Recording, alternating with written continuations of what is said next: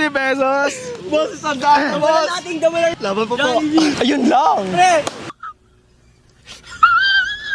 Pangalan, taga saan?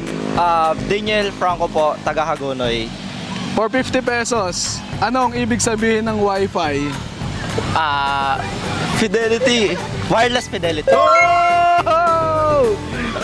Panalo ka na ng 50 pesos. Gusto mo bang ilaban pa to? Laban po. Ha? Laban pa po. Pag nagkamali ka, sa akin na yan. Sige po. Okay? Ano ang bansang sumakop sa Pilipinas nung World War II? Japan. Hey! 50 pesos. Boss, sandaan na, boss. Gusto mo ba ilaban pa yan? Laban pa?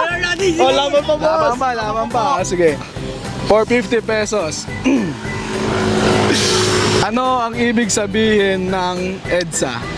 Ayun lang. Alam mo yan. 5, It's a boulevard. 3,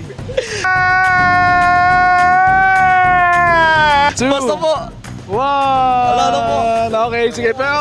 Pero dahil nakadalawang tamang sagot ka, may consolation prize ka na 50 Salamat pesos. po. Thank you. Salamat po. Thank you. Boss. Galing.